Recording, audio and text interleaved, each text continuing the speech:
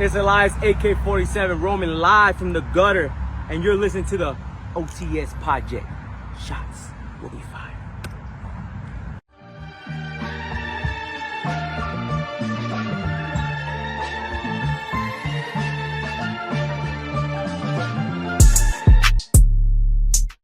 All right, so yeah, I'm like, I'm in the pool, right? So this is like yesterday. I'm in the pool. I'm having a good time. I'm doing the thing, doing the thing, doing a little bit of swimming. Musical too. Yeah, doing a little bit. Well, I'm actually doing it in the pool, actively swimming in the water, and I randomly hear "No More Words" start playing, and Jeff Hardy just comes from the top of the little cage thing and just swantons the shit out of me into the pool. So, Damn. yeah, man, it was wild. It was wild. It was wild, and I couldn't even like yell at him, be mad at him, because I'm like, it's Jeff Hardy, so like you got to give him the one, Right. So yeah, all right, ladies and gentlemen, welcome back to OTS News this week, episode 14, I believe, if I am correct. I feel like this is gonna be a packed episode. We got a lot to talk about, news wise, topic wise, life wise. So my boy Theo, what is going on in your life? It's just it's been a very packed week, I feel like, even outside of work and stuff like that.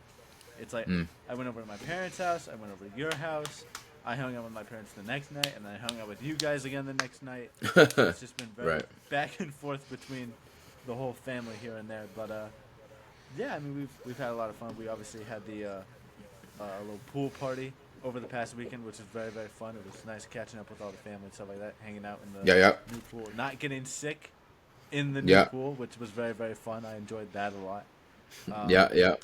We also did watch Wizard of Oz for the first time in fucking forever in preparation for Good, which was it was actually a pretty solid movie.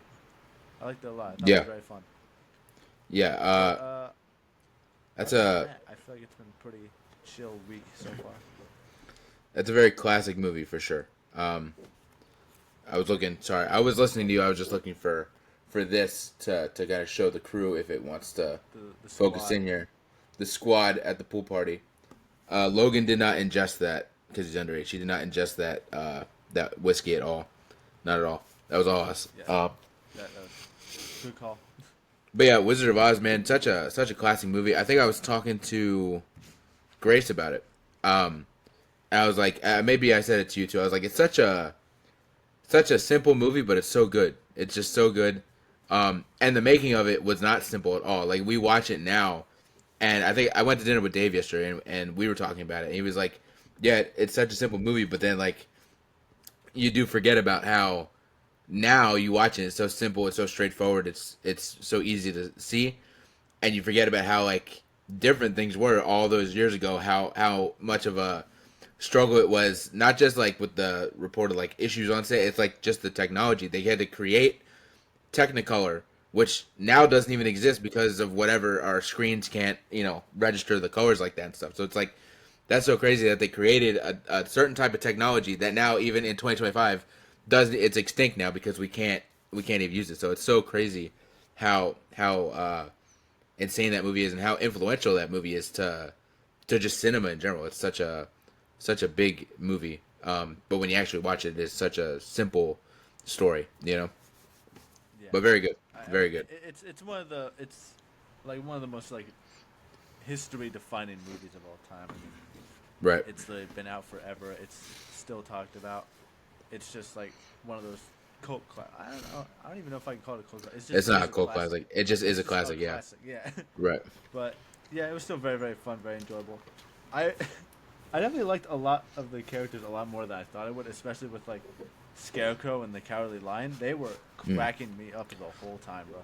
Yeah. Scarecrow he's always been my favorite character when I watch Wizard of Oz, and no, not to spoil it for anybody here, but when I watched Wicked, Fiyero was my favorite character in Wicked, and I think he'll be, knowing what happens, I think he'll be my favorite character in Wicked for Good when we go and see that. So yeah, just so good, so good. Yeah, life-wise on me though, I mean, very similar to what you said. Like, we had the pool party. My sister and my sister-in-law were in town. We had the pool party on Sunday, which was a very fun time. We randomly bought a Traeger grill, which was crazy, a crazy, wild, impulsive purchase that we bought like the day before. I think we bought it on like Saturday or something like that. So I was kind of the grill master, so that was fun. Everybody said they enjoyed their steaks. I was very nervous cooking all those steaks for the first time on a grill I had never used. Everybody said it was great. Yeah, we just had a good time in the pool. With them being here, it happens every time. Just lots of shopping, man. Just lots and lots and lots of shopping. That's what my mother loves to do. That's what Grace loves to do. So I was kind of along for the ride. You can see I have a new DC figure back here. I got this at Ross for... Is the price tag not on there? Oh, yeah, it is. For $13. Normally, there's like $20. It's Red Hood from Gotham Knights, which I did play. I never beat it, but I did play it. It was a pretty fun game from my point of view. So I just wanted it because I thought, in general, the game was fun, but I obviously like that character. Some other pickups I got though. These I enjoy even more. I have them here. I got some South Park pillows that I love. Yeah, very fun. I got those at Five Below. Yeah, I have like this thing because I love South Park so much. I have this thing where I'm like, I want an item from like all four of the main boys. So I have like a Stan figure over by my TV over there, and you've probably seen I have like a Stan kind of plushy keychain on my car keys. I have, even though he's not one of the main four, my favorite character, I have Butters hanging up in my car, which you've seen. So I was like, all right, I need to get an item from one of the four boys. So I got Kenny and Kyle in pillow form. And then Cartman was the only person I didn't have anything for. Because I honestly, as funny as he is, he's obviously not one of my favorite characters because he's a piece of shit. So I just went to Five Below yesterday and got like a Cartman figure to put next to Stan over by my TV. So now I have an item from all four of like the main boys. So yeah, those are my pickups. I also got myself a little bit of a pickup this week for free, actually, because my father and my mother were having a yard sale in the neighborhood when I stopped by on Saturday.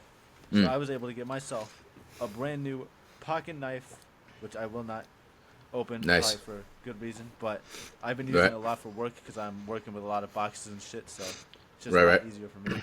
I don't have to go around looking for a knife because now I just got one on me at all times. There you go. Yeah, I have one too. I think I have like an old one that I took from my dad's like closet when he passed, but I've always had for more so probably safety reasons in case I'm alone and somebody were to try it, even though it's not a gun, I do have like a pretty decent sized knife that I have stowed away somewhere for safety reasons. So don't step to us, you'll get stabbed. Right.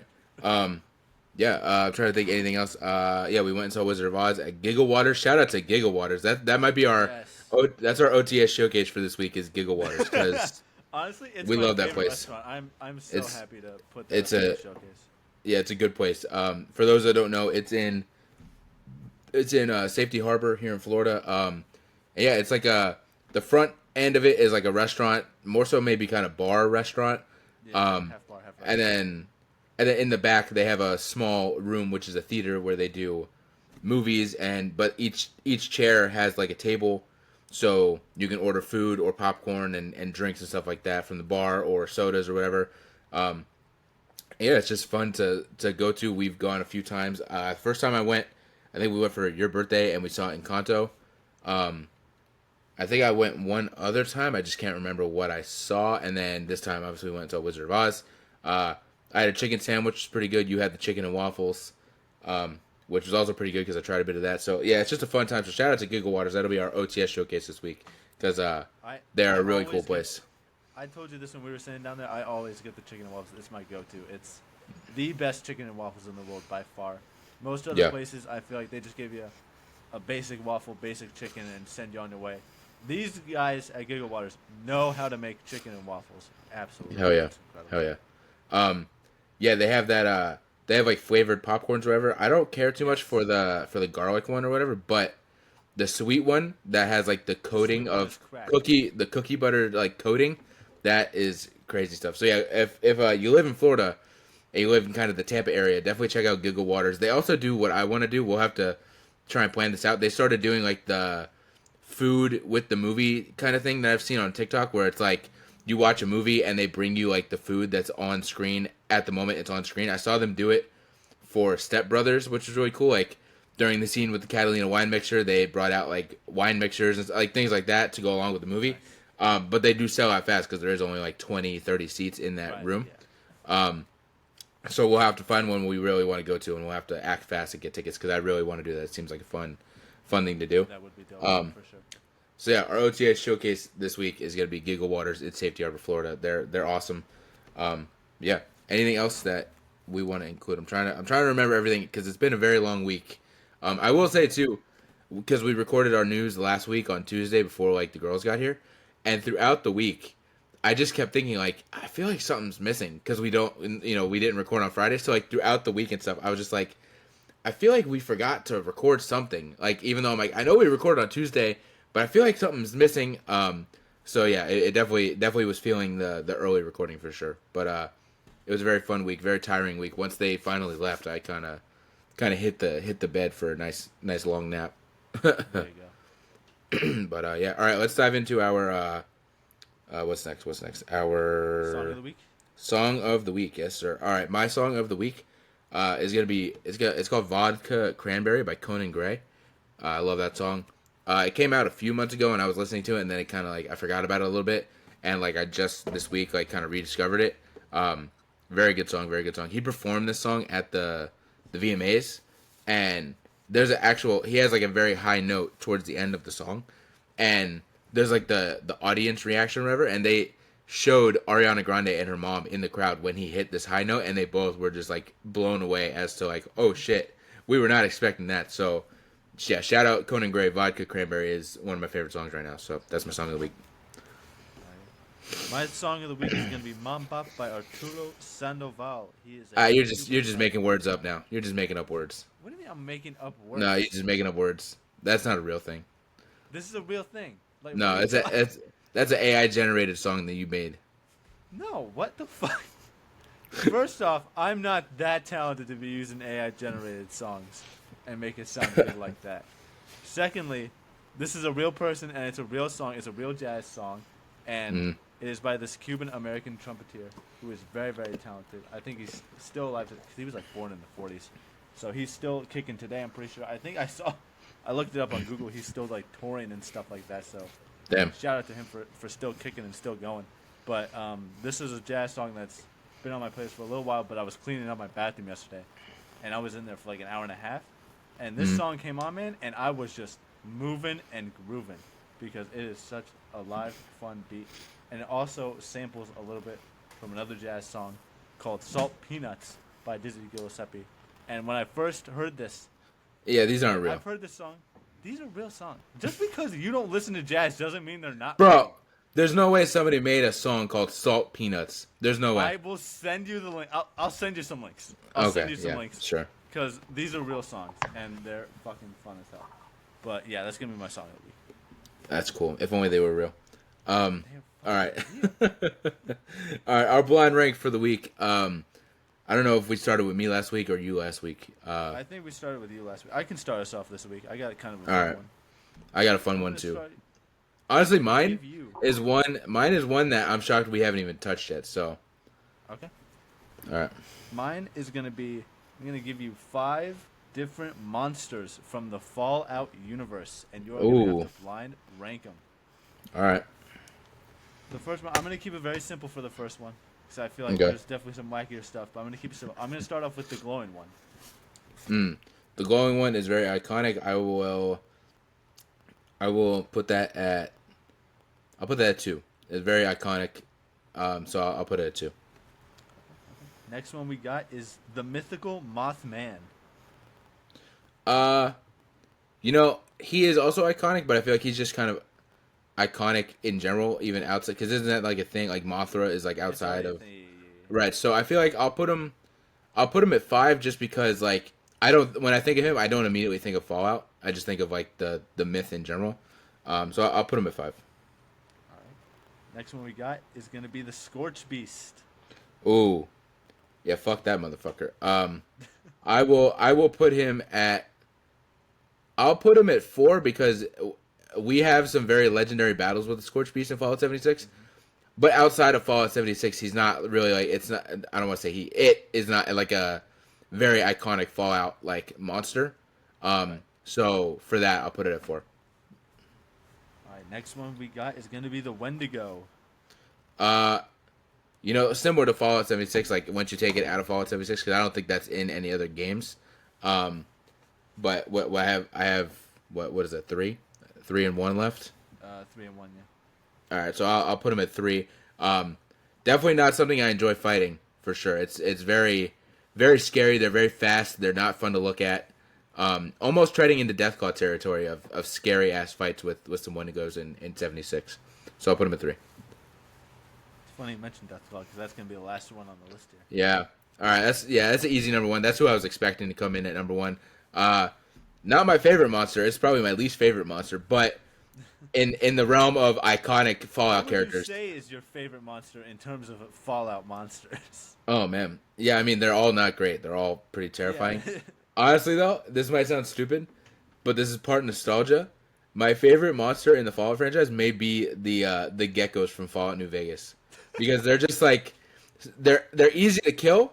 They're easy to kill, but they're also just so funny to watch like run at you, and that's like the first thing you encounter once you leave like Good Springs every time you start it. So it's very funny seeing those things run at you, and then you just go into Yeah. vents, and then you just blow the thing's head off with that hunting rifle right. that you get at the first town. Right. But yeah, so Deathclaw, easy number 1. Not my favorite, but on a scale of iconic Fallout characters or Fallout monsters, I don't think you get any more iconic. Like this is the Fallout monster. And as well as it's not my favorite to fight or encounter, I do have some fun, scary memories of encountering some Deathclaws. Obviously, I've told the story, I believe, on the pod where my first Fallout New Vegas playthrough, I had no clue about anything Fallout. And I was I clearly wanted to get to New Vegas. And the construction guy, NPC, was like, hey, man, you can't go that way. And I was like, yeah, fuck this guy, and went. And that was my first encounter with a Deathclaw when I turned around and saw a Deathclaw right in my face as soon as I turned around. And it immediately killed me. But I've had other. There was one, I think I was playing Fallout 4, and I fast traveled somewhere. And, like, I was walking up the street, and as soon as I turned the corner, there was just a Deathclaw, like, standing right there. And so, like, I've definitely had some fun jump scare moments with Deathclaws over the years. So, easy number 1. That I think was one of like the most like funnest things like about like really starting to like play around with like builds and stuff like that in like Fallout 76 because it's gotten to the point now where like I have that like unarmed build and I can literally just like one shot punch a Deathclaw and just send that thing flying and it's just the most fun thing ever. Yeah, I told you when I was playing Fallout 4 a few weeks ago and I got that gun that just one shots everything. I was very satisfied one-shotting a Deathclaw and gloating over its death. It's something therapeutic about it, you know? Right. You get you heal some of the trauma that you got. All right. Let's see. In terms of mine, I think Deathclaw's definitely got to be at the 1. I don't think that's really up for discussion there. I'll put Scorch Beast at 2. I think the Scorch Beast is a fun as hell enemy. I think it's just a fun concept of essentially putting a nuclear dragon into this wasteland. I think it's definitely a fun concept. Yeah, they took the idea from their other franchise with Skyrim and were like, what if we just put that in a Fallout game? We just transfer that over here. Pretty simple. Right.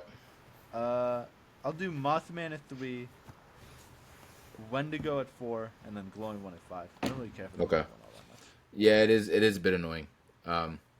But you can't say it's not iconic seeing this like giant It's neon definitely green iconic. zombie I can definitely running at you. but it's just not the most fun. Right. All right. My blind rank, like I said, it's going to be one that I'm shocked neither of us have touched yet, but I'm glad that, I guess is weird phrasing, but I'm glad that we're touching it now. So Theo, my boy, you, as you can see my name tag there, you are going to be blind ranking Glup Shittos in the Star Wars universe. Yes. I'm gonna give you 5. Shittos. I'm gonna give you 5, and you're gonna have to blind rank them. Honestly, this is premier Glup Shitto territory because I just looked at one of the names and went, I have no clue who that is, and then had to like immediately remember who that is. So should I have Google ready on standby? yeah, if you want, I feel like there's a good amount that you'll know off rip. So starting off, probably the best Glup Shitto is gonna be the man, the myth, the legend, Ben Quadraneros. When you talk about legends in the Glup Shitto community, this is the try and true. Right. It doesn't get any better than this, man. Doesn't get any better than this. There are other Glup Shittos that I enjoy a lot more though, so I might have to put him at the 4 spot. Okay. Next up is my favorite Glub Shido. It's gonna be everybody's favorite blue elephant, Mr. Max Rebo. Man, Max Rebo is a fucking goat. I'm gonna put him at the 2 spot, honestly. Like, I think there are definitely better Glove Shitters, but this guy is just so fun. Like, you really So cute. bring this guy to any party. So cute, so talented, just Right. an expert musician. Yep. Gotta love Max Rebo. He's my favorite, man. He's my favorite. All right, next one is where you may need your Google on the ready.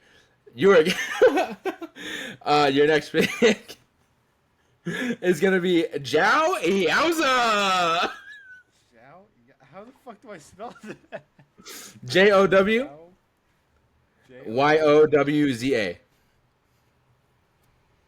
And you're gonna instantly know who that is as soon as you put it in there. Oh my fucking god! Ah, yeah. Ba, ba, da, da, da, na, na, na. 1, 3, and 5 open. Oh Show my God. show the crowd for those that don't know who Zhao Yowza is. In case There you go. may have forgotten.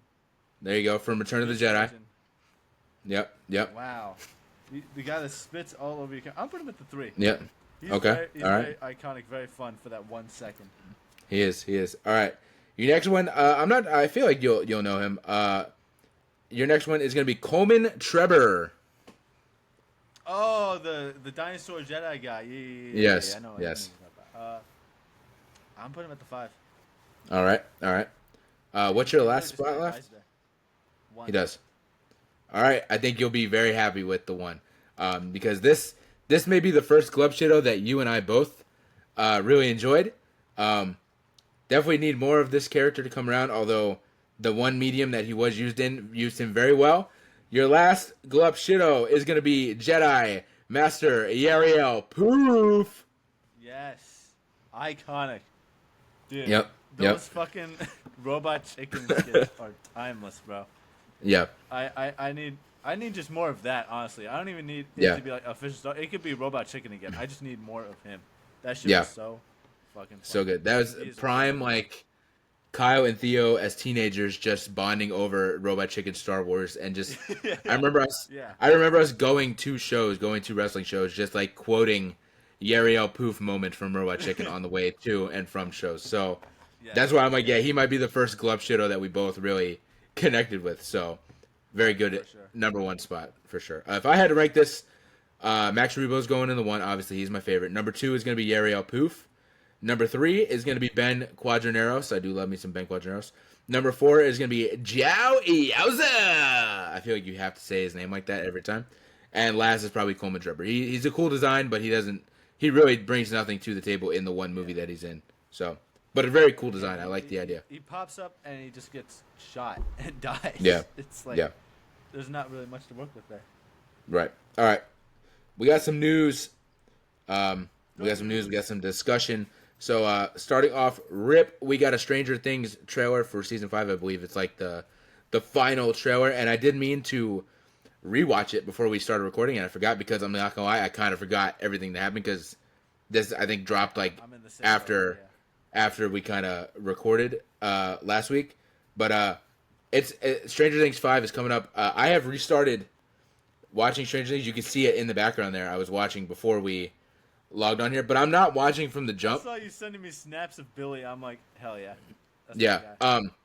I'm not rewatching from the jump. I feel like I don't have enough time because season 5 drops on like Thanksgiving, so I have like Right. 2 weeks, 3 weeks, something like that. So I'm not sure I have time to watch 4 seasons, where every episode is an hour long. So I started with season 3 because that is my favorite season. So I'm gonna do season 3 and season 4, and hopefully I should line it up to go right into at least the first part of season 5. Yeah, I'm very excited. Excited for this to end, not in a bad way, just like in a. It's been a long time, so I'm excited to see the ending of this story that we've all been watching for 10 years. I know they released I don't know if you watched it. They released like the first 5 minutes of season 5 last night, which is like I saw they upload that, but I did not watch it because I was like, I wanna wait. Okay, it's really. Whole episode in my hand. There's really no spoilers. It's very very straightforward. It's again not to I know you want to wait, but like it's just really a flashback of Will in the Upside Down during season 1, the first 5 minutes, but I only say this because I want to talk about the fact that I cannot tell if they. I think what they did, they obviously casted somebody to play him, but I think they did similar to what they did with 11, where they casted somebody, but then they kind of like digitally mixed their faces. He looks horrible. It looks nothing like Noah Schnapp at all, bro. Hopefully, because we still have some time here, maybe they can go in and fix the VFX. Because again, if it's sorry if it's not know, man. VFX, and that's just how the kid looks. Left. I don't know how much. I don't know how much. You never know. Really do in that time, man.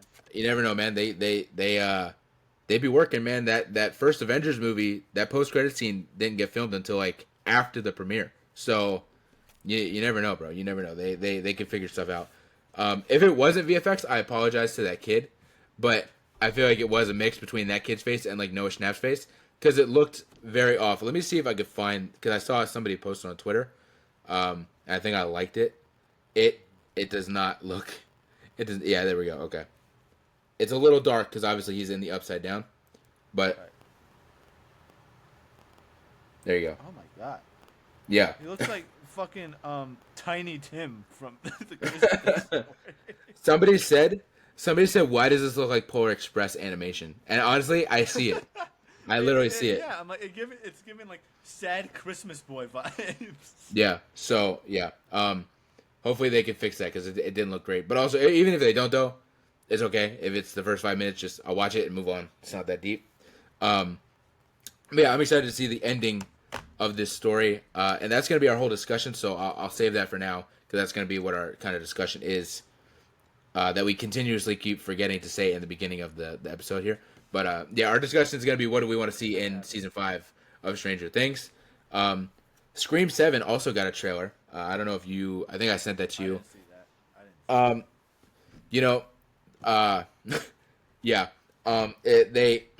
What can I even say? They go back to the house, the main house from the first movie.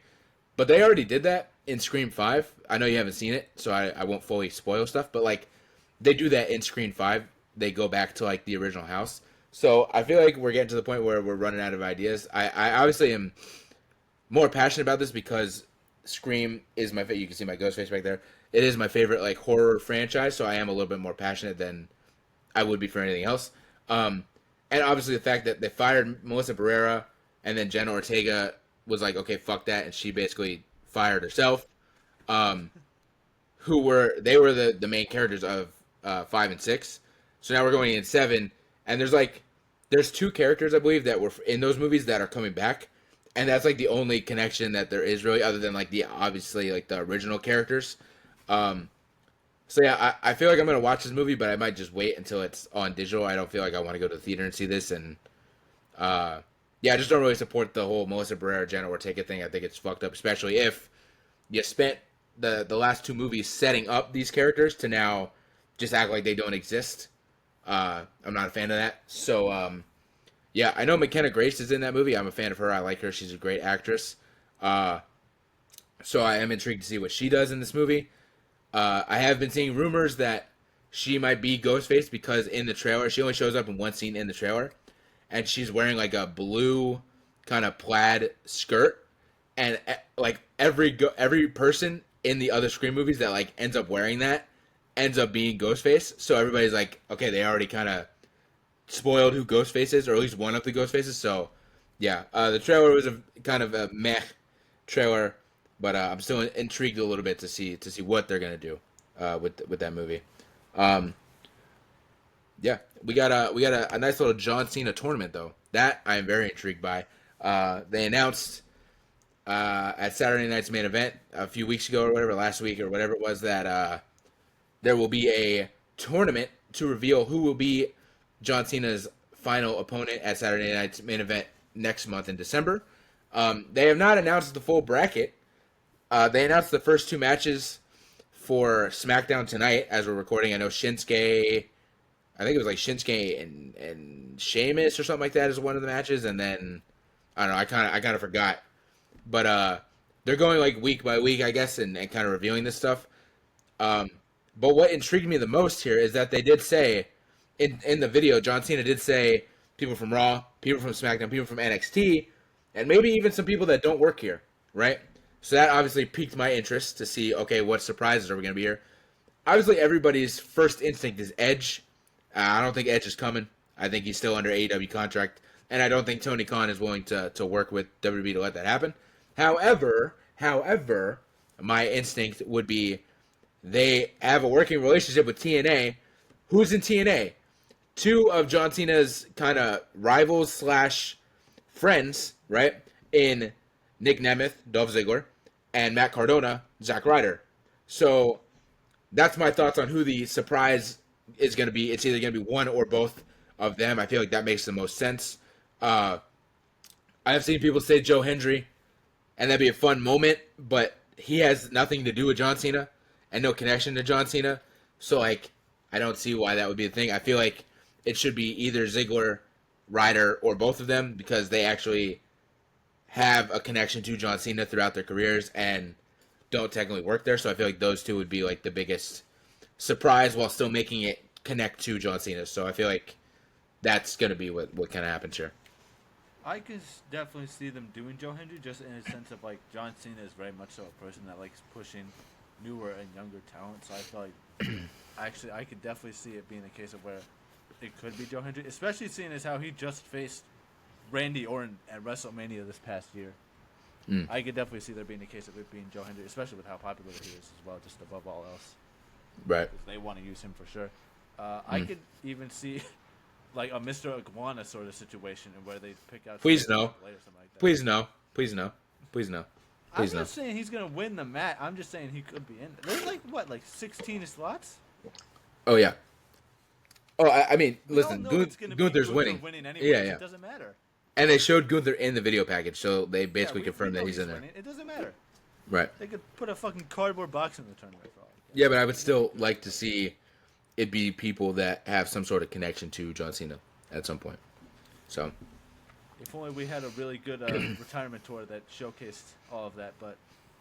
Yeah, well, it's all right.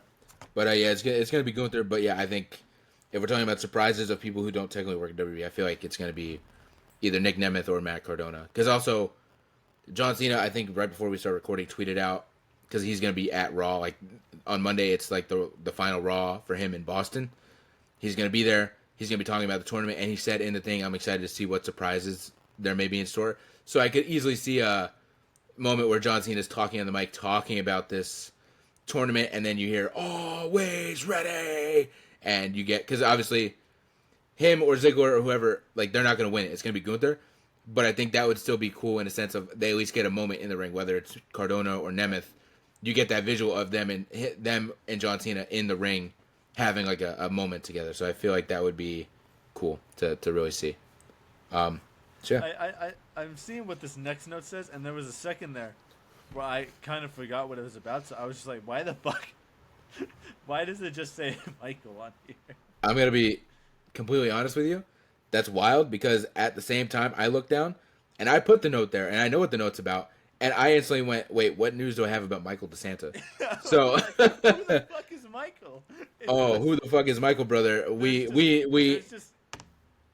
know who Michael is. There's just a note on here that just says Michael. It just says Michael. No other information or context to it whatsoever. Right. But honestly, who even needs the information and context? It's the king. It's the king himself, the king of pop, Michael Jackson. We got a trailer for the Michael Jackson movie. I've been waiting very patiently for this trailer. Obviously, Michael Jackson is my favorite kind of artist. So when I found out this movie was happening, I was there, and I'm already there. I'm actually already at the theater. This is just a giant green screen. You're there? I'm already at the theater. I am in the words. Yeah, it does. But in the words of Io Adebri, I'm just too seated. I'm just too seated, man. I'm there. I'm too seated. The theater staff are asking me to leave, but I am too seated for this movie. So yeah, we got a teaser trailer, not a full on trailer. It's very short, but I feel like it was a very good teaser trailer. It showcased his different eras with the Jackson 5 and Off the Wall and Thriller, and then kind of a glimpse a little bit into his later life a little bit. Yeah, I'm excited, man. I'm very excited. I've been waiting. Like I said, I've been waiting on this. I can't wait to see the full trailer and see more of what's gonna kind of be in this movie. I know at one point this was supposed to be another. I don't think any of this is confirmed, but I think at one point this was supposed to be one movie that was gonna tell the whole story. But I believe because of some legal things, they had to change some stuff.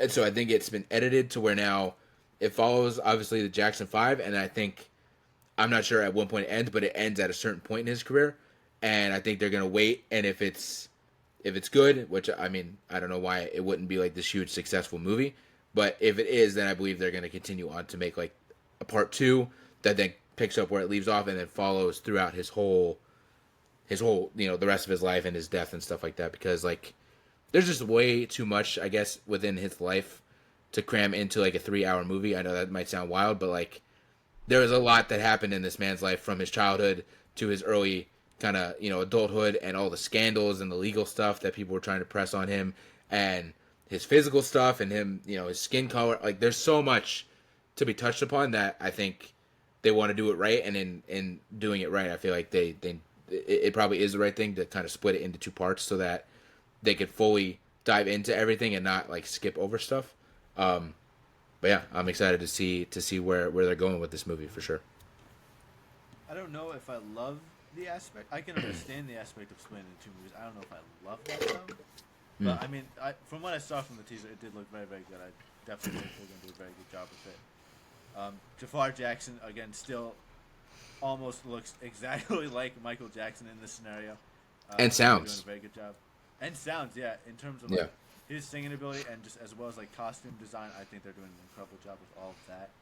Yeah. It's The thriller segment, bro, looks so good. It looks like a Yes. 1-to-1 Oh my recreation. God.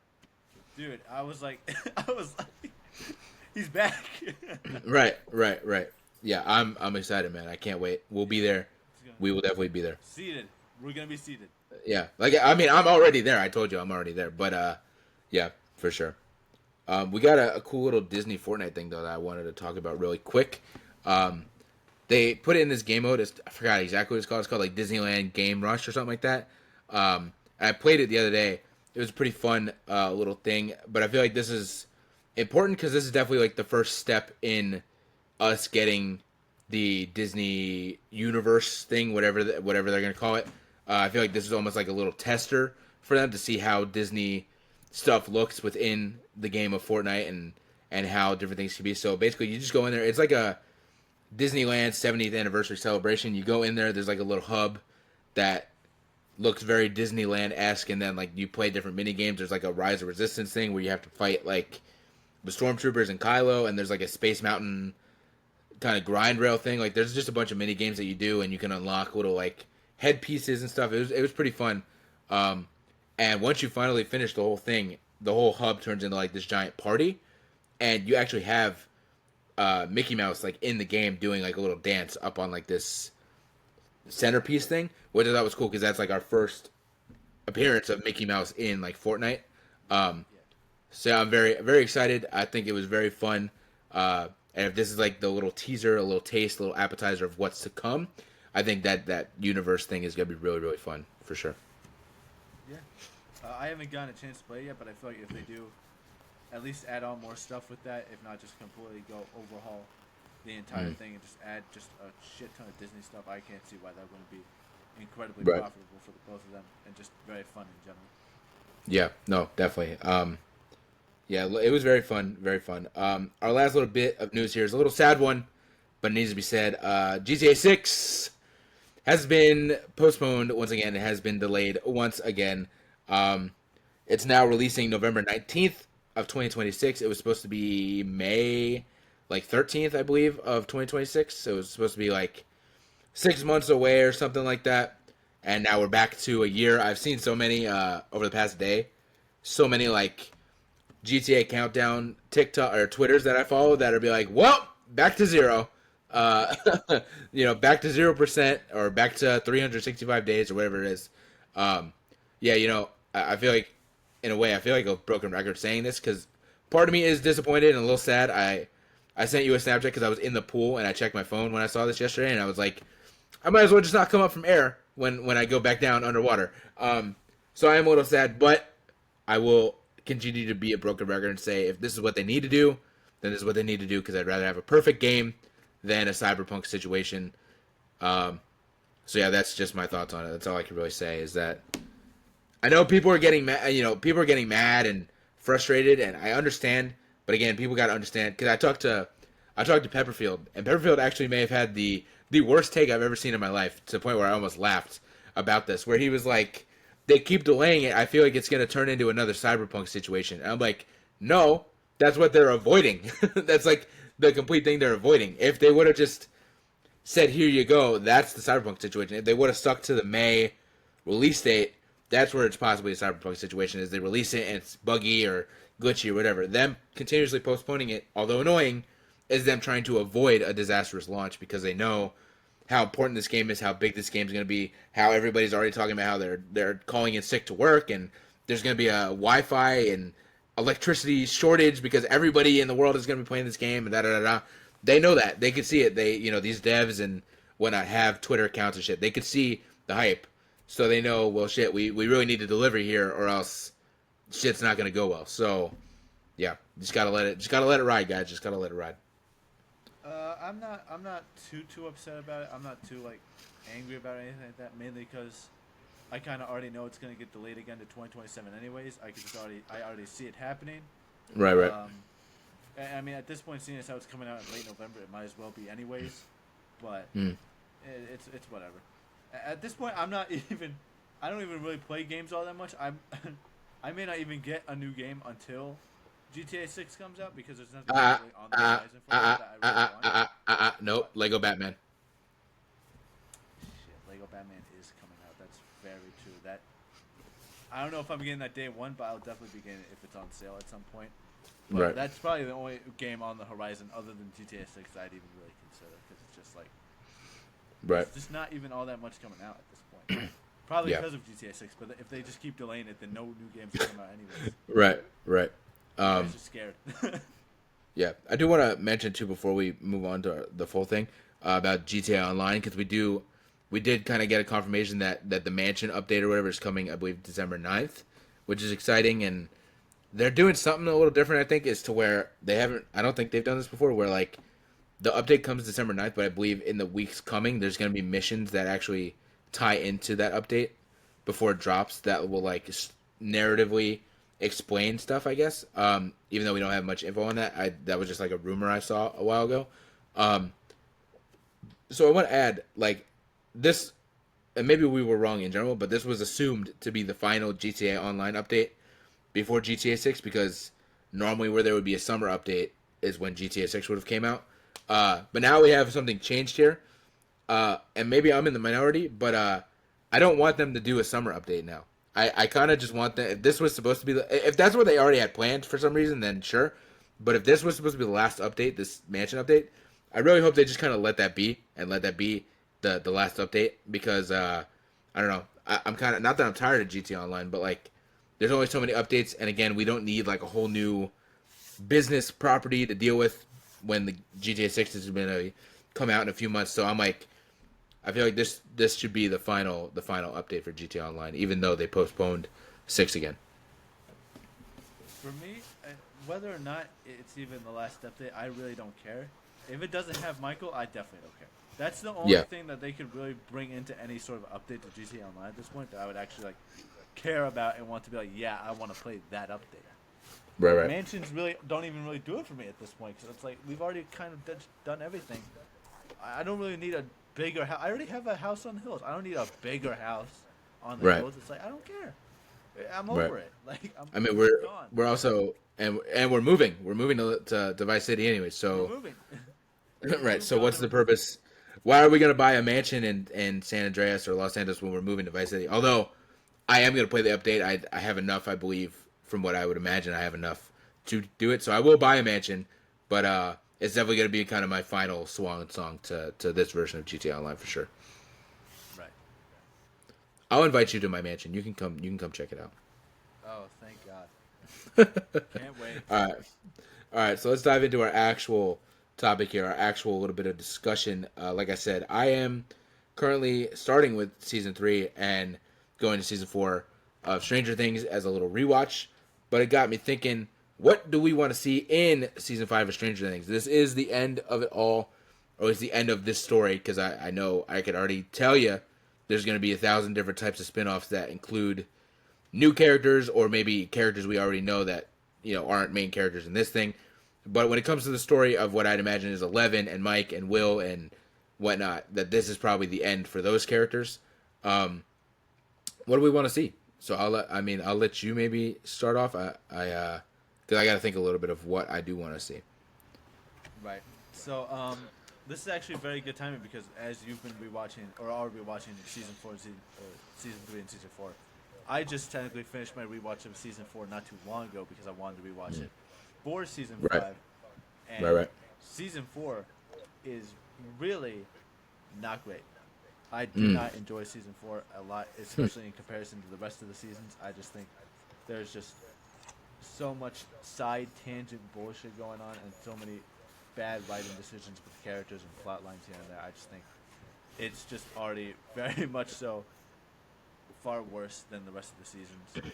I feel like, honestly, in my opinion, I feel like seasons just kind of decline. Like, I feel like season 1 was where it just like peak stuff and then just kind of gets steadily worse and worse for me as seasons go on. I think there's a lot of fun stuff in season 3, but I don't think that holds up like the plot or anything like that, in my opinion. But in terms of what I want in like season 5, I've been saying this since day one. I need one of these boys to die. I need one of these boys to die. I need main character deaths. Otherwise, I don't give a shit. And seeing as how there's already like stuff coming out about like Mike Wheeler's like last day on set, or Finn Wolfhard's last day on set as like Mike Wheeler and stuff like that, and like being alone on like the set and stuff like that, it already kind of confirms that he's not gonna die, and that incredibly pisses me off as a Mike Wheeler hater. I want this kid to die. I've been saying it for so long. I hate this man so much, and it's so unfortunate that I don't think he's gonna die. And even just the rest of the boys, I don't even realistically see them dying, but I need one of them to die. Otherwise, it's just like I feel like there's just no like caveat of like risk or anything like that. I feel like, especially when it's just like they keep bringing in new characters and then they just keep killing off those new characters. I absolutely see that happening to this one weird kid that they're bringing in here for season 5 that we've kind of already talked about. Yeah. Like he already has like the highest chance of dying just from being a new character in general, and it's just like I hate this trend that just continuously happens every season where they bring in someone new and then they just kill them off. I need some main character deaths to be happening here. Yeah, I agree.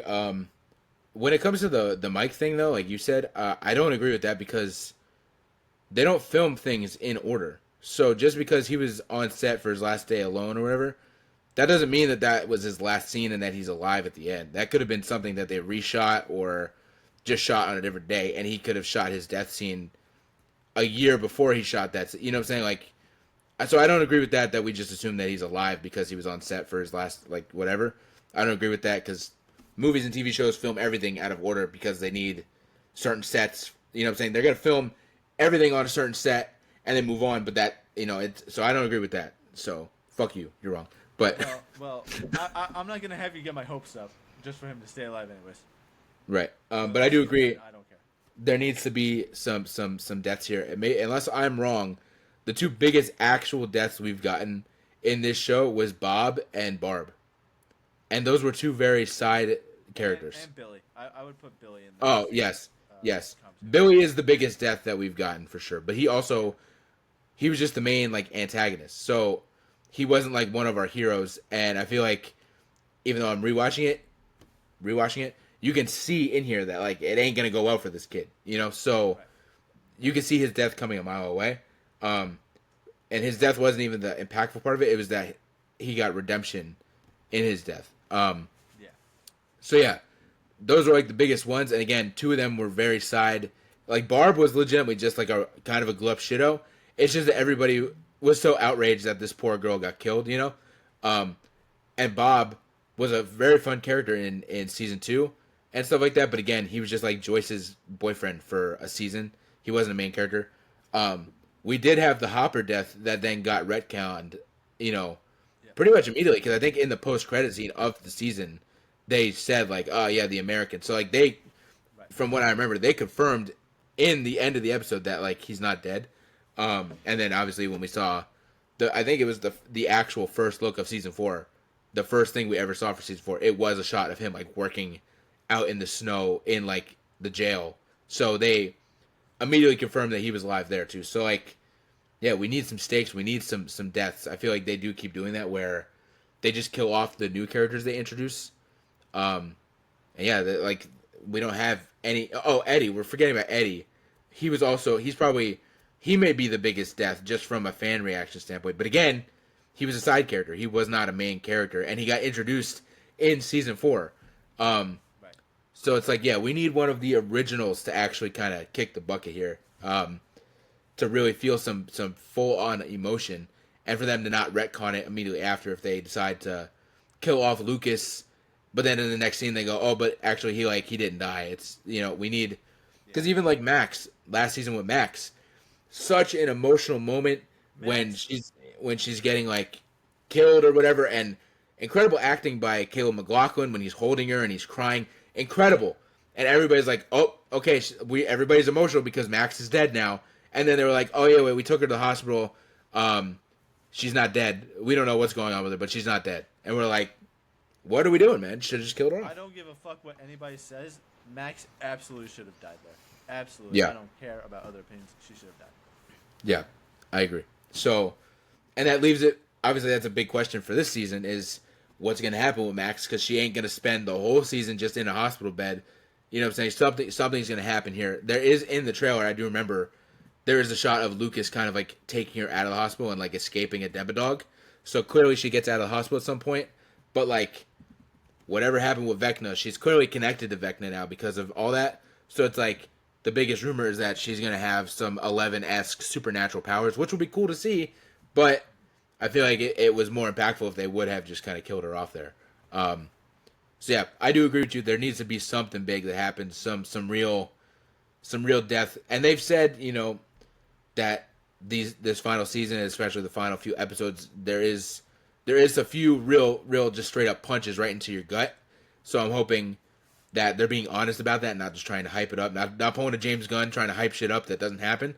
Hopefully they are being honest about that, and that right, and that there actually is going to be some real emotional moments, and some of the characters we love either die or have to be separated and things like that. I know there's a shot in the trailer too where Steve and Dustin are hugging, and Dustin looks very, very concerned, very scared.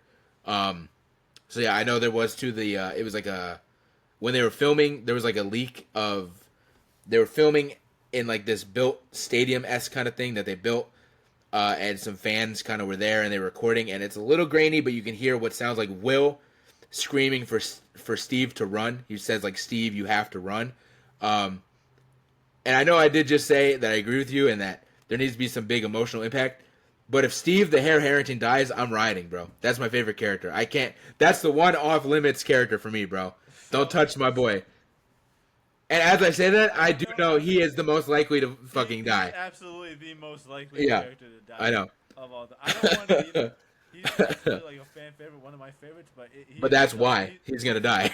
He's done, bro. He's done. Yeah, he is a fan favorite character, so that's why he's number one on the list to die, because they want to punch you in the gut and then kick you in the balls and then push you down in the mud.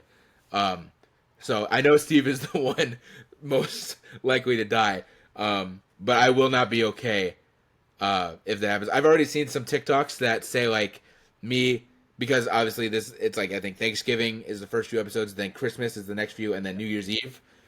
So people were already saying like me on Christmas trying to be with my family, but realizing I just watched Steve die 4 hours ago or something like that. And it's just like so depressing. And I'm like, yeah, that's what's going to happen. It's going to be, these all happen on holidays. So you're going to be with your family and you're just going to be depressed that Steve or Eleven or Hopper or Joyce died. And you're just going to be like, I can't even enjoy my Christmas dinner. It's going to be fucking crazy when it comes to New Year's, because that's going to be the first fucking thing we do in the New Year is just rage and watch the finale. Right, watch the finale. The finale of all finales for this show. So, yeah, definitely for sure. I did say this isn't what I want to see. This is just a side tangent. I did see for the Macy's parade there is going to be a Stranger Things float. So that's something I'm excited to see too. What would that even? Would that be like L or maybe like a demo? It's not. Well, it's not. No, it's not. It's not a balloon. It's an actual float. So. Oh, okay. It's probably going to be like the. It's probably going to be like the Creel House or something like that, with like some people dressed up as the characters. So, I'm excited to see what that's gonna be. But That'd be dope. yeah, I want to see. What are your thoughts on Will and Mike possibly ending up together? Because that's another big fan theory. Even without Mike, I think Will this is gonna be very. It's gonna be back to very Will centered this season, which I absolutely need it to be because I feel like Yeah. it should just be a Will centered show at this point. Right. I feel like he's gonna be very connected with Vecna and stuff like that. I can't wait to see what those two get up to in the probably very last episodes. I'm more than sure. Right. But I don't know. It's very interesting because Mike is such a piece of shit that it really doesn't matter if he ends up with Will or with Elle. It's just I feel like gonna be the same old issues again because we've seen it especially in like season 4 where it's like he's not communicating how much he actually like loves Elle and stuff like that, and that's a whole issue. And then it's also just the issue of him like not even really picking up on the signals of how Will actually feels about him. So it's really just like a double-edged sword at this point. Yeah, but I feel like Mike's that's romantic options. I feel like that's part of the thing though, is like him not communicating how much he cares about Elle in that sense.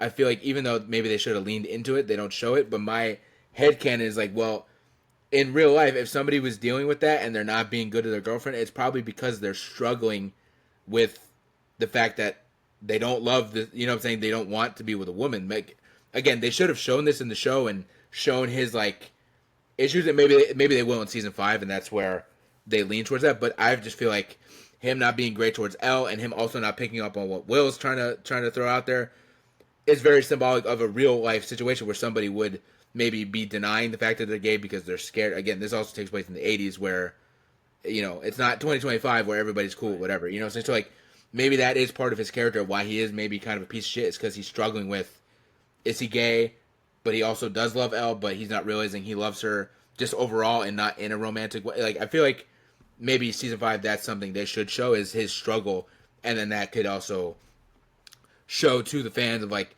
oh, that's why he's kind of like a dick, is because he's trying to figure out, like, he's confused. He's a kid, and he's confused like any other kid would be if they are gay and they're trying to figure out, you know, what's going on with them, you know? I just feel like, with it being season 5 and the last season, I feel like it's just like, it's going to be incredibly hard for them to really explain that in a way where everything that's happened in like season 3, season 4, all that stuff makes sense to that context. Right. I don't know. But I feel like I think it's tricky. I know they already confirmed that a lot. Holy hell, somebody's just ripping through the neighborhood on a motorcycle over there, buddy. Yeah, every time we record, there's always some asshole on fucking Dale Mabry. Yeah, or it's like I mean, you are on Dale Mabry, so that's why. But it's yeah, there's like an ambulance going by or a cop or something. Sorry, guys. I live right on Dale Mabry. It's a loud ass road. I'm sorry. Yeah, very busy road in Tampa. So yeah. Yeah.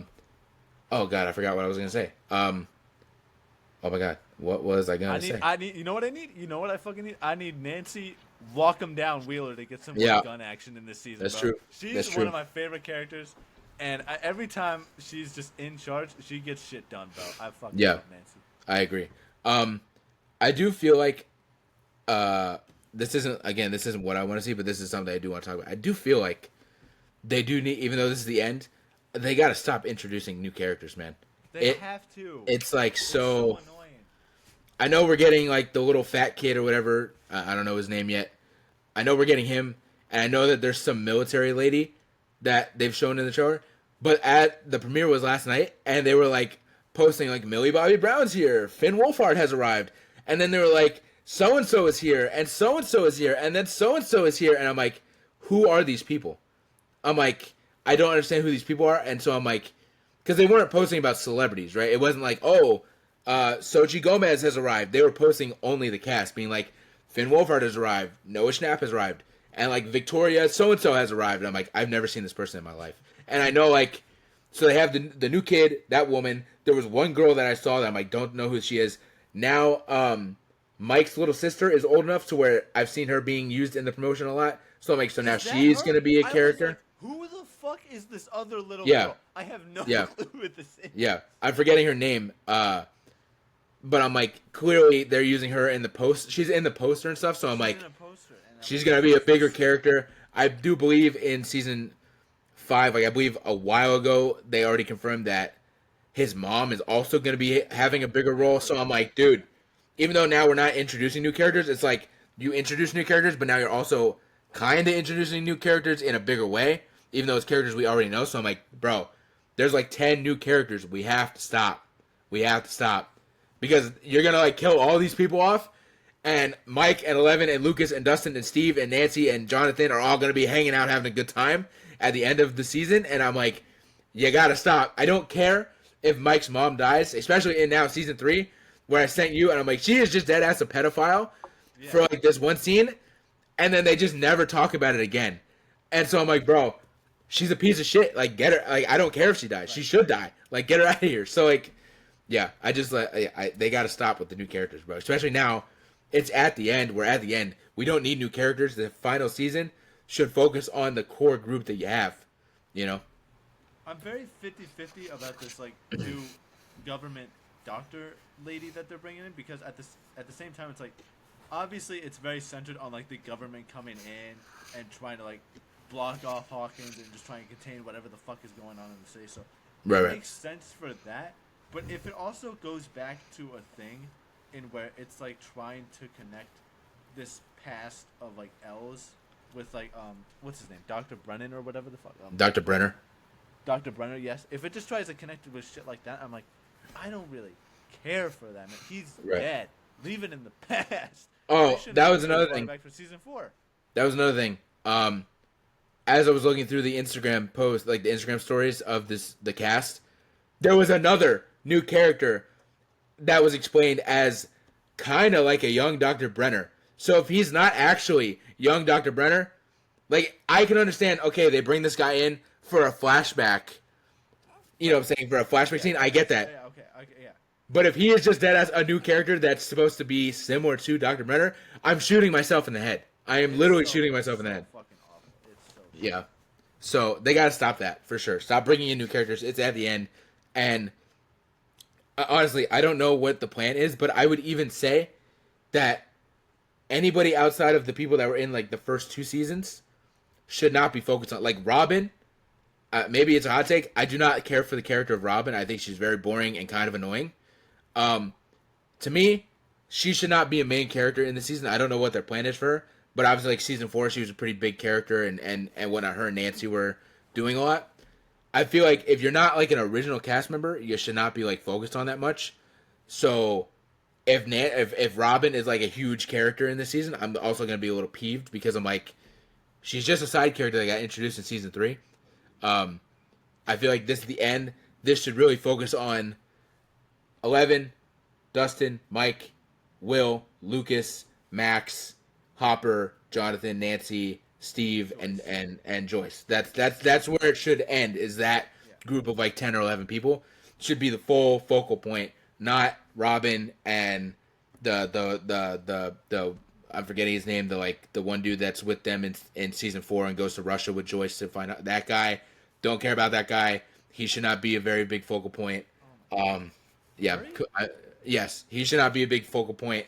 I know he's there, but he should not be a very big focal point in the show. I want to bring up 2 things about season 4 that correlate with this heavily. Is that I kind of agree with you on the Robin bit, because I love Robin in season 3. I think she's a very well done character. I think they absolutely butcher her character in season 4 to where she loses anything cool about her from season 3. She just becomes like a cowardly klutz in season 4, and it makes no sense for that sort of kind of behavior from her. Murray, I will maybe disagree with you on that. I don't think he should be a main focal point, but I definitely think he should be included in some regard, just for the fact that like he has technically been here since like season 1, season 2, and this was so much fucking bullshit. Because I rewatched season 4 a lot with like a friend at their place, and as everything was going on in the very end of season 4, it's like they're all trying to fight Vecna. Everybody in Russia's trying to fight like all like the demi-dogs and stuff like that,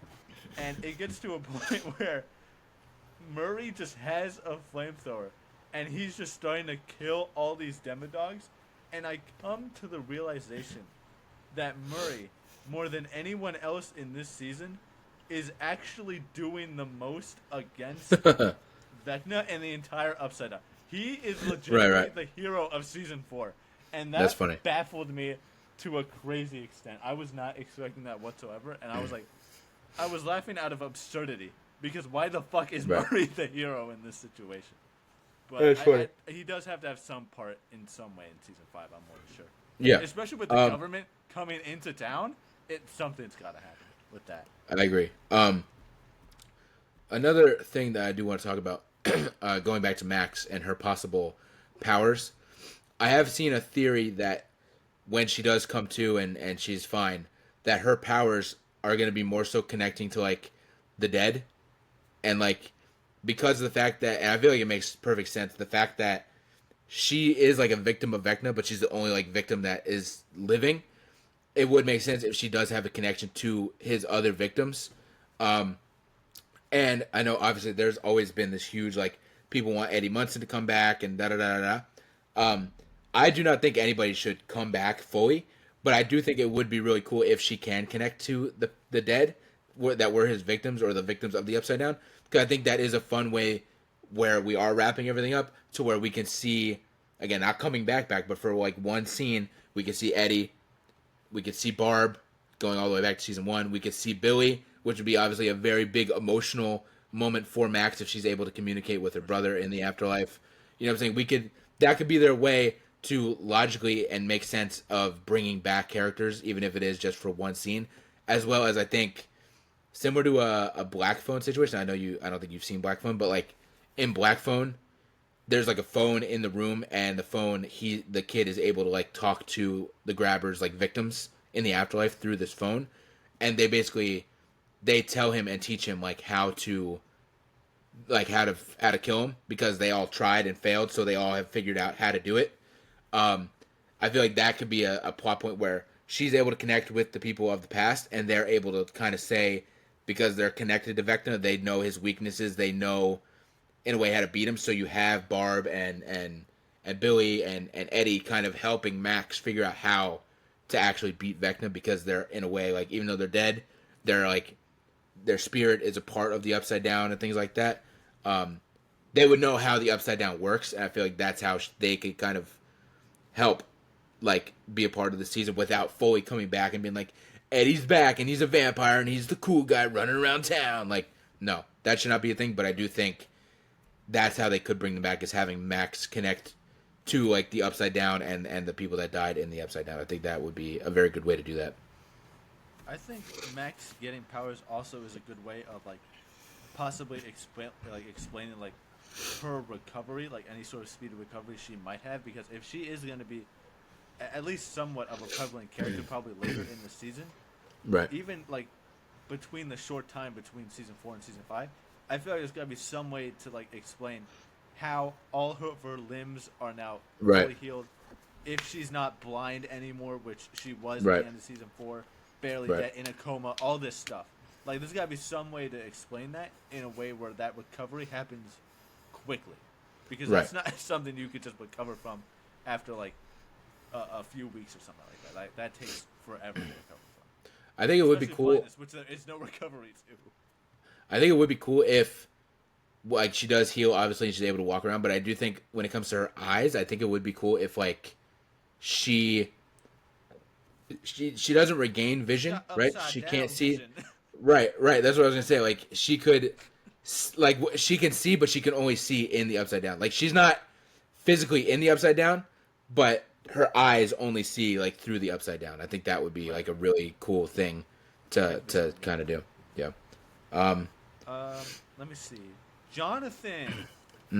I don't really give a fuck what happens to him. I'm gonna be honest. Yeah. There's Sorry to nothing. say it. After season 4, they turned his character into nothing.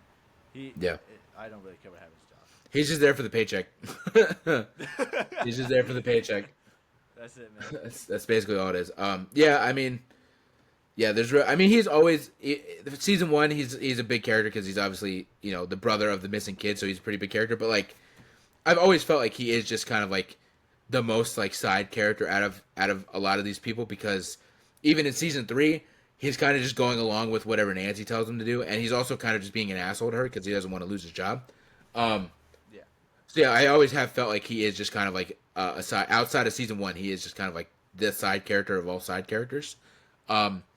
But obviously, he is going to be part of this, and and if we are like, I feel like when we get to the end, even though there are going to be some apparent crazy gut punches and stuff, I do feel like out of all this, out of 10 years, when they do end this, it does need to end with the Byers family together and Hopper and Eleven together. I go, you can kill off main characters, which they should do, but I do feel like it would feel a little wasted if we go through 10 years and the Byers family don't get to have like their happy ending, and Hopper and Eleven don't get to have like their happy ending. I do think like those people should kind of be off limits because in the end they should all kind of get their happy ending, or at least somewhat of a happy ending. And when it comes to killing people off, that's where you bring in the other kind of main characters to be able to kill off. It should kind of start where it ended, or end where it started with the Joyce and Will and Jonathan, and then on the other side Hopper and Eleven. To me, that's how it should end, is they all survive and they do get somewhat of a happy ending. So obviously Jonathan comes into play with that. So I do think he is going to survive. But yeah, other than that, he is just kind of there. I don't know what story he's going to have fully in this season. Probably more just kind of following Nancy's lead.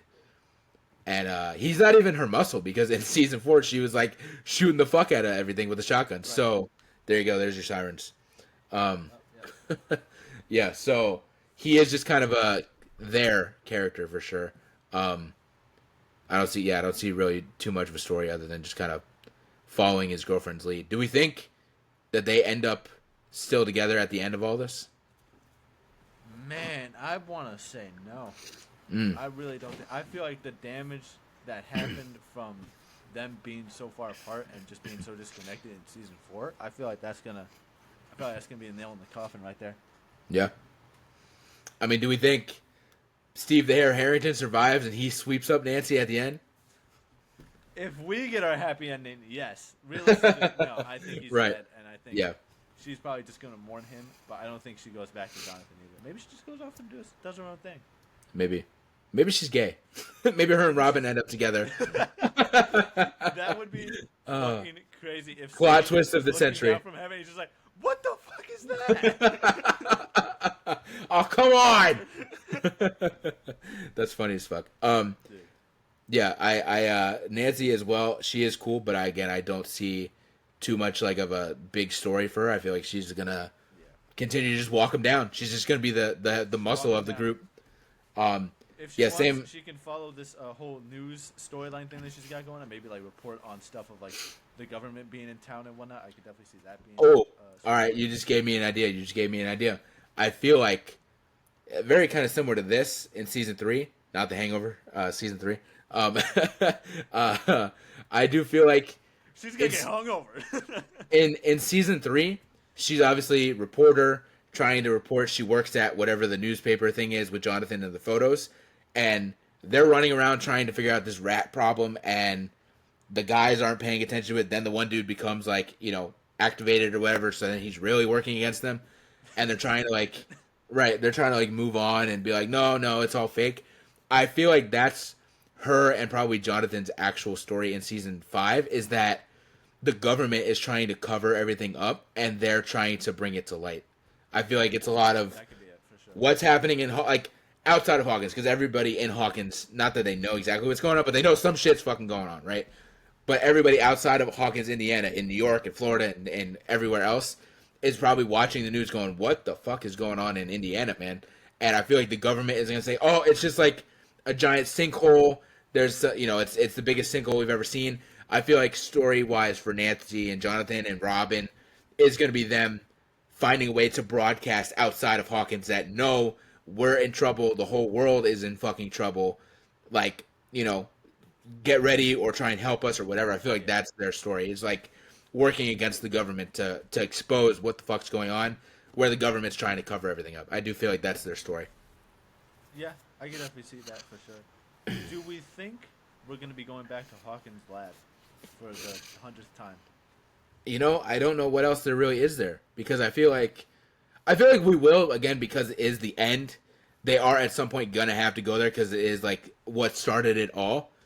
But I feel like the Creel House has become what Hawkins was, like what Hawkins Lab was. Like, you have Hawkins Lab in seasons 1, 2, and 3, And then in season 4, the Creel House really becomes the new, like, we got to go there to figure out what's happening. So I do feel like that's going to continue with the Creel House being still, like, the main fuck shit area. But I do think at some point they are going to go, maybe to focus. I feel like we've gotten a shit ton of Eleven's backstory, but I do feel like there is still more to it. So I feel like if they do go there, it's going to be more of an 11 thing and less of a Vecna thing. It's going to be to try and figure out, again, what happened with 11 or, you know, things like that rather than, like, what's going on with Vecna. Because I feel like, yeah, the Creel House is Vecna's situation. So, yeah, but I do think we will probably go back there because it's the end and they're going to want to, like, make it nostalgic a little bit. So I do think we'll go back there at some point. But I feel like, yeah, it's going to be more of an 11 thing or a Dr. Brenner thing or maybe even a government thing rather than like a Vecna thing, you know? Because I could see, too, the government, like the whatever that lady is and shit like that, I could see them going there to try and get information on what the fuck was happening. You know what I'm saying? Like shit like that, trying to find files and shit like that. So yeah, I do think we'll see it, for sure. Do we think we're going back to the mall? No, I think the mall is I'm shocked. If the mall is still even standing, I'm going to be shocked. Right. Didn't Right. they light off like a bunch of fireworks in there? Isn't that place just burned to the ground? Yeah, I'm pretty sure it's condemned at this point. Yeah. Yeah, I think that's done. This might be a wild one because I don't see it happening, but there's a slim chance that just because it is the end and they probably want to connect everything in some way, do we possibly see that random group from season 2 that 11 finds in like Chicago or whatever? Like the other kids and whatnot. The other numbers. Yeah. Maybe I feel like it's slim chance. I feel like especially with like the government blocking off the whole town. I feel like even if they do, how do they even get in there? You know. Right. I feel like if we do, it's not gonna be big. I don't think the fucking Avengers are rolling up to save the day situation. I feel like more so if we see any of them, it's gonna be the girl. Like it's gonna be that girl that was like the leader. Yeah. And if anything, it's gonna be maybe like 11, because I would imagine contact outside of Hawkins is not allowed. Yeah. But 11 obviously does not follow that situation because she has like telepathic powers. So I feel like if anything, it'll be that girl and it'll be 11 like kind of contacting her through like the upside down, trying to ask her like, can you come help, or what do I do here? Like I feel like that's where we might see that girl in the sense of like 11's trying to get help from her or trying to get advice from her, and she either tells her like I can't come help you, or she just gives her some advice and says like, this is what I think we should do. And then they could explain, like, she can't come help because she's trying to help Chicago get ready for the apocalypse, whatever. And I don't even know if that was Chicago, whatever city she was in. I think it was Chicago. I feel like it was too. But yeah, I feel like we might see that girl, and yeah, they might have like a scene with 11 again to kind of call back to it and be a nostalgic situation. But I don't think like that group's rolling up to save the day. I think it's very much so going to be like one scene, they contact through the upside down, maybe have a conversation, and that's kind of it. But I do see like them finding a way to kind of like bring that in, because I feel like, again, this is the end. I feel like they're going to want to bring in as much as they can to kind of connect to everything and tie everything in with like a nice bow. So I could see them covering that a little bit, but not a lot. Yeah, you're probably right. That was a good pull. I honestly kind of forgot about them, to be honest with you. I think a lot of people did. So I think too, if they do bring her back, it could be like a fun surprise to where people be like, oh my God, I completely forgot about. I mean, there's a reason that they forgot, because they were like the worst part of season 2. Like people were not very happy about it. But I feel like enough time has passed, and the fact that they're not going to be main characters, I feel like a nice little callback, a nice little Easter egg kind of cameo would be like oh cool, oh wow, I completely forgot about them. So I think it would be a cool like surprise to see. Do we think we go back to the school? I feel like we do go back to the school at some point. We gotta go back to the school. I feel like it has to. Aren't there already scenes of like Dustin walking around like the hallway or something? I think that? so. I feel like there's already like scenes of stuff like that. So Yeah, because they're also like they're still kids, right? Like, I feel like maybe now they'd be like this would be like their senior year or something like that.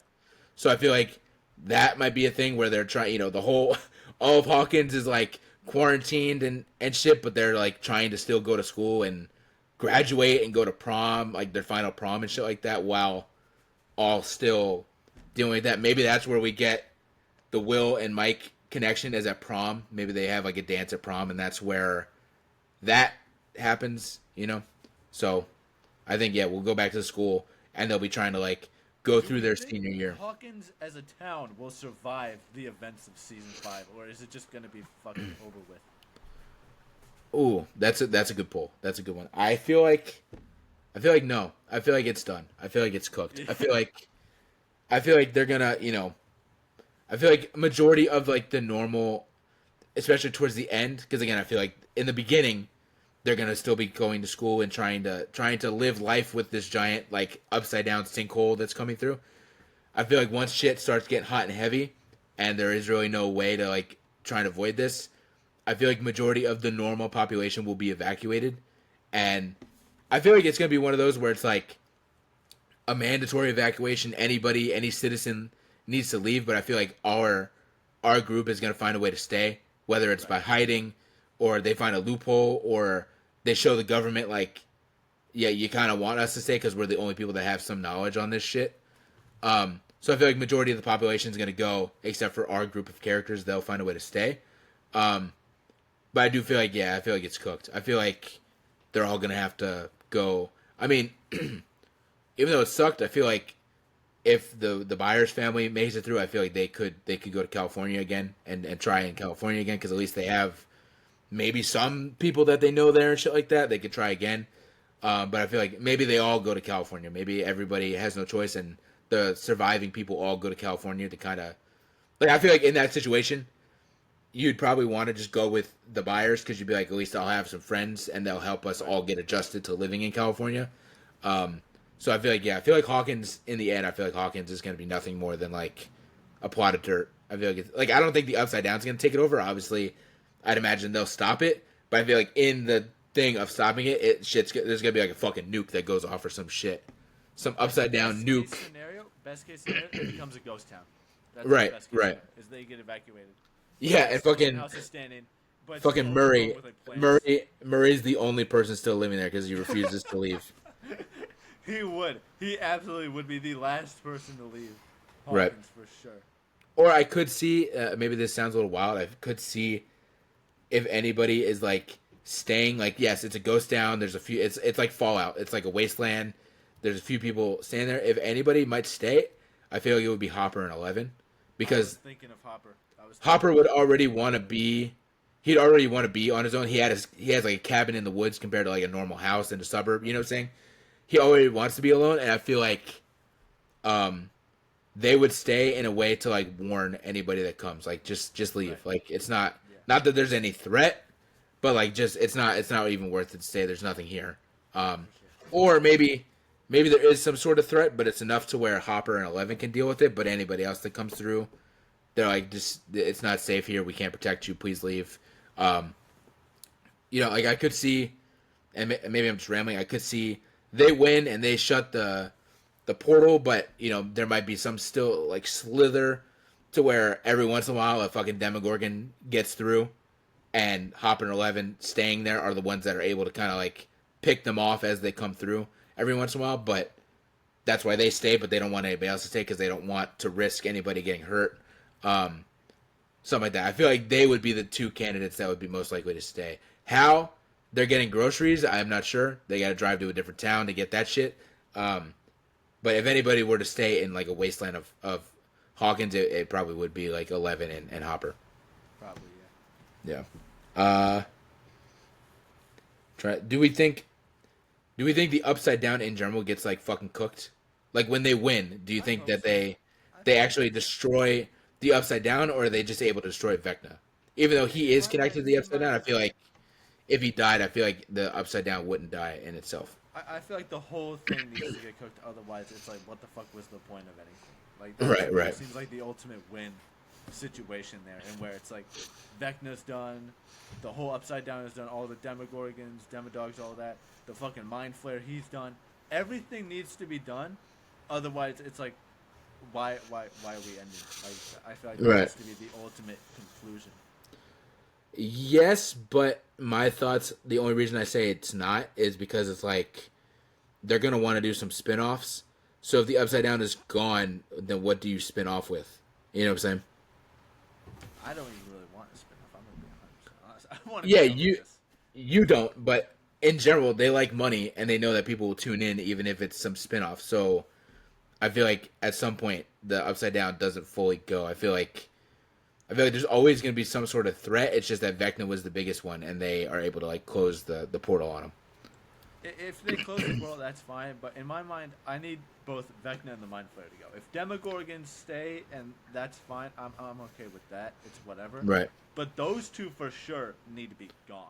I mean, yeah, that's literally like Antagonists. Palpatine and Vader, right? It's Palpatine Yeah, and Vader. exactly. They have to go. So, I agree. But I do think like the Upside Down in itself isn't gonna die. I feel like just from that standpoint of they're gonna want to do some fucking spin-off, and like how do you do a Stranger Things spin-off with no Upside Down? That doesn't make any sense. So I do feel like it'll stay. In the 90s. Right. Here's the right side up. The upside down. The upside down went from upside down when they destroy it. It just like flips and it's just on top of the universe now. And now it's like heaven or something like that. Right. But they're right. still evil.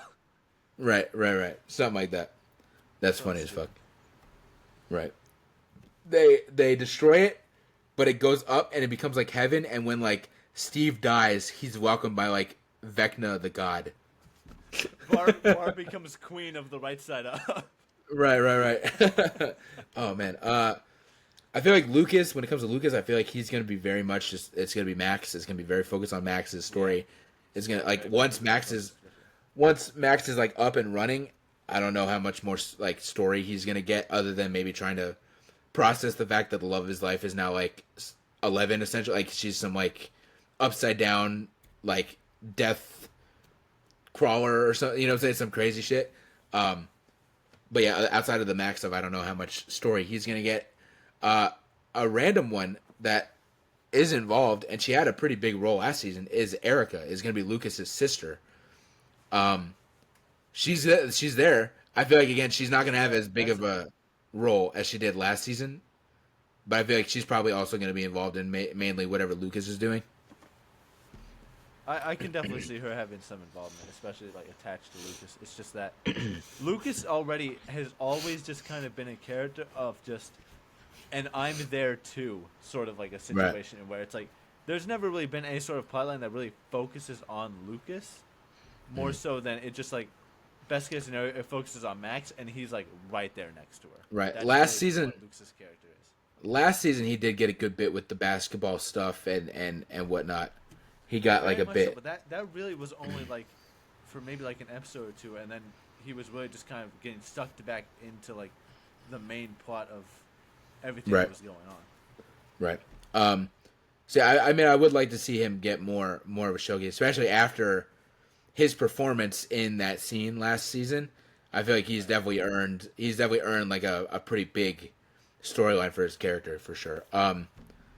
Yeah, I'm trying to think. Yeah, Erica, I feel like she's just gonna do whatever Lucas is probably doing. When it comes to her, I feel like either the only two options for her character is either A, she's gonna be doing what Lucas is doing, or B, if the whole like Nancy government thing is right, I feel like she could get sucked into that because she's very much like against the rules and things like that. So I feel like she would be intrigued to like, right. So I feel like she would be very happy to go along with Nancy and like Jonathan and Robin and try and like expose the government. So that's like the only two things I could see her doing is one of those kind of stories, either hanging out with Lucas and helping him, or going. Honestly, I feel like it would be more interesting if she goes with them because we've seen her with Lucas.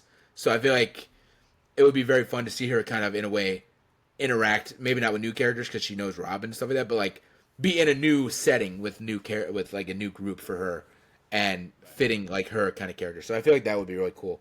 Especially now she's not a little kid anymore. She's older. She's in the show. She's probably like 15 or something like that. If I would imagine the main kids are probably like 17 or 18, about to graduate. So she's probably like 15 or 16. So she's older now, so she can really be helpful in that situation. So I feel like that would be cool to see. What do we think Steve is doing though? Like I don't know. Like Steve is such a big character. He's gonna have to do something. But I'm like, I don't know. I feel like he also may just be with like the older kids, right? Because I don't know what else he could be doing other than like helping Nancy and Jonathan and Robin. Yeah, I think it's gonna very much so focus on probably like a Steve Nancy centric story. this Right. time around, just to kind of rekindle that before he dies. Right. I also think like that scene in the trailer where he and Dustin are hugging, that's probably them saying goodbyes and not knowing if they're going to see each other again because they have to kind of part ways because he's going to go with them and Dustin's probably obviously going to be like with the core, the kids. So I feel like that will be a very emotional scene, especially if they do not see each other, if Steve does die and that's the last scene is them kind of hugging each other and saying goodbye. That would be very, very emotional. So yeah, I feel like he's no longer the babysitter. I feel like he's going back to being just like kind of himself, Right. 11 in general, though, we haven't talked about 11. I want to start wrapping up a little bit, but we obviously have to talk about 11 because she, alongside with Will, is like the main character of this show. And she obviously is going to be like the catalyst of fighting Vecna and destroying Vecna. But where do we think her actual story goes? What do we think is actually going to happen? Especially if the Will and Mike situation kind of happens, if they end up together or trying to be together. Clearly, that means he's going to have to break up with Elle. And what's going to, like, it seems like there's a lot that could happen with her character. Again, not that I really want to happen. I could definitely see it connecting back to the whole like Dr. Brenner shit, all the way back to her past, probably exploring more of her past and whatnot. I feel like that's just kind of the obvious route they could really go with there. I don't really, because like it seems so like weird in just after like season 4 and whatnot of just like, because realistically she doesn't really accomplish much of anything in season 4 other than getting her abilities back. And getting embarrassed. And getting embarrassed, yeah. Like that was really like her whole like plot in season 4 there, outside of like the Mike stuff or whatever. But even that wasn't even really all too big. But it's just like I really don't know where they could really go with her story because it's just like they kind of just hit the reset button on her. So it's just like, well, we're just gonna put her into whatever situation we can and just see where she goes. Right. Yeah, I feel like there obviously has to be some big stuff because again, she is such a big character, so there's gonna have to be some stuff. But I just like, to me, like I just thought of this as I'm like trying to think about this. I'm like, the issue I feel like is with season 4 is that everything happened in season 4, and it felt like when it ended, it was like the final showdown. So I feel like we're getting season 5, and there's gonna be 8 hour-and-a-half to 2 hour fucking episodes. What's gonna happen there? Because it felt like when they ended on season 4. The only thing that should have happened after that is them just immediately going to war with Vecna and the Upside Down. Like, Right. if there's going to be 8 episodes that are like 2.5, like that, like they said, all these episodes are going to be like 2.5 hours long and they're all feature-length movies for 8 episodes. I'm like, well, what is going to happen? Because, like, where we left them, it looked like they should have been going to get some weapons and get ready to immediately start fighting Vecna. So I'm like, that's where I'm like, I don't know where these characters are going and what story they're going to be telling, because it does feel like they should just immediately go to war with Vecna and it should be over, Right. So Even I think that's the hard part. 11's story, typically more times than not, is very disconnected with the overarching plot of whatever is happening in the season. Right. At least Right. that's how I feel. So Right. I can exactly expect the exact same thing to happen in this season, unfavorably from my opinion. Yeah, and I do feel like she, even though it's probably very obvious, I feel like she should die. I feel like she should. Yes. Yeah. Like, even though I want her and Hopper to have a happy ending, obviously I want her and Hopper to have a happy ending, I feel like the best case for her character is that she sacrifices herself for the group, Yeah. and obviously more so for the world, but in this case for like her family. Because I do feel like, yes, that's going to be a big gut punch if she dies for Hopper. But I do feel like Hopper still somewhat could get a happy ending if he ends up with Joyce and they go to California. Even though it's very sad that he obviously lost his actual daughter and then he loses his adopted daughter. I feel like part of him still getting a happy ending is that at least he does find love in Joyce and they can survive together and he can help, finish kind of raising Will and Jonathan can go do whatever if he survives, and Will grows up and he moves on, and Joyce and Hopper have their happy ending where they get to be kind of alone in California and they just have themselves, to each other to be fucking like crazy. No, to just to just be happy together, you know. So I do feel like, yes, it'll be a gut punch, and he doesn't get a full happy ending, but he will if he ends up with Joyce in the end, and they get to be together and be happy together. I feel like he does at least get something to where he does. Because I feel like if he doesn't, if 11 dies and Joyce dies, or Joyce tells him to go fuck himself, and it ends like that, that man has no reason to not kill himself. Like, legitimately has no reason to just not kill himself. So, yeah, I feel like he 11 dies. It's very sad, and he's gonna be heartbroken, and he's gonna deal with that. But Joyce was like, he ends up with Joyce, and Joyce, you know, they show that Joyce is gonna help him get through that, and they'll be happy together, you know. Right.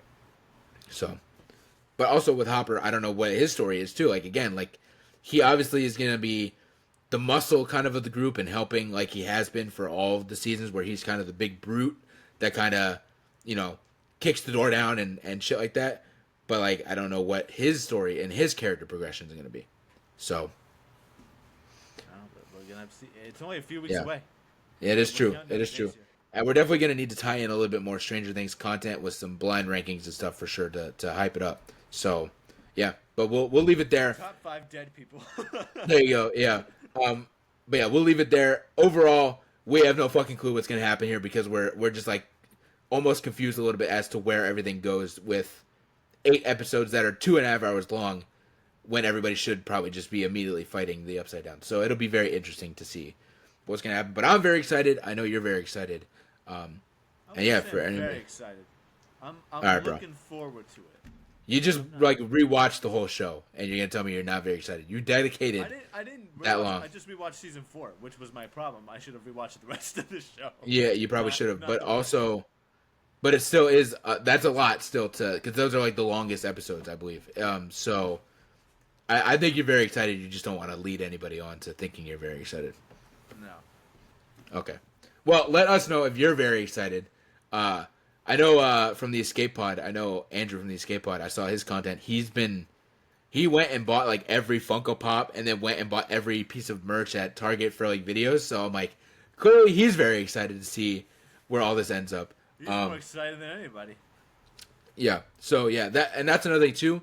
Before we end, he did say in his Funko Pop video, everybody got a Funko Pop except for Max. She's the only person that didn't get a Funko Pop. So that's also very interesting. Didn't get a Funko Pop. Didn't get a poster for season 5. This bitch can't get in. Get well, in a coma. I mean, they do that though. They do that in a lot of movies and a lot of shows, like a lot of sequels and stuff. If there's something they want to keep secret, then they don't focus on that character at all. So that's why I think she's gonna have a very big role. What's her Funko Pop gonna be, bro? Her in a hospital gown? No, just like her in general. It doesn't have to be anything. Like, give her like the little headset or whatever. Well, she has Funko Pops from the previous seasons. I'm just saying. I think she'll. You made it sound like she had no Funko Pop. Oh no! I'm just talking about season 5. She didn't get a Funko Pop. Okay. But I feel like she will. Not that I even care, but she will. I just think whatever it's gonna be is obviously gonna be a spoiler. So whatever happens to her. Her in a hospital. Yeah. No, I think she'll get one, but it's gonna come out after the season is out. The worst Funko Pop of all time. Right. Yeah, I think she'll get one, but it'll be whatever, it'll be after the show, and because I think whatever it is, it's going to be a spoiler to her look and whatnot. It's going to be God Max. Yeah. All right, ladies and gentlemen, we appreciate y'all. Get ready for Stranger Things season 5, because we're about to get on that journey ourselves. Shout out to WNRN, our gracious podcast host. The TV in your back is playing Stranger Things. That's perfect timing. Yeah, we will see y'all next week.